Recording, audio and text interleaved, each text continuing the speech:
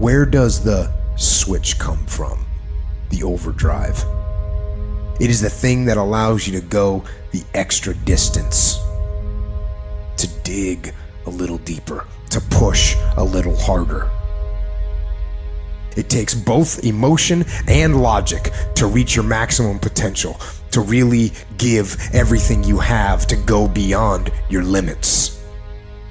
Because emotion and logic will both reach their limitations. And when one fails, you need to rely on the other.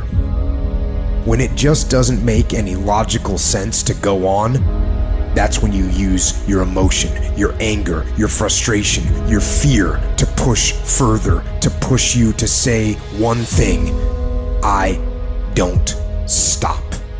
When your feelings are screaming that you have had enough, when you think you are going to break emotionally, override that emotion with concrete logic and willpower that says one thing: I don't stop.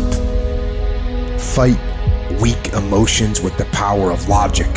Fight the weakness of logic with the power of emotion. And in the balance of those two, you will find the strength to say to yourself, I don't stop. Everybody wants the prize, but nobody loves the process.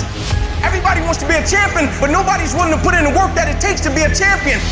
Everybody wants to hold up the trophy and say, man, I did it, but nobody's willing to put in the work that it takes to do it. I love the process. I love the thought of working for what I want. And I firmly believe you're never supposed to wish for it more than you're willing to work for it. Your expectations never supposed to exceed your effort. But a lot of people, they wish, and they're not willing to work. And the great thing about life has a funny way of testing all of us and seeing how bad we really want what it is that we say we want. When you work for something, it gives you a different type of attachment to it. The harder you work, the harder it is to surrender. That's why cats can give up so easy. They ain't got nothing invested. But when a cat work for something, like when a cat been sacrificed for something, well, you gonna have a cold day in hell before you take it from them. You can't be good and be a legend. You can't be great, really, and be a legend. You gotta be phenomenal. I want you to push for legend. It is the process of the grind that shapes you and forms you. It's not the game. You think you become a champion on the field? You don't.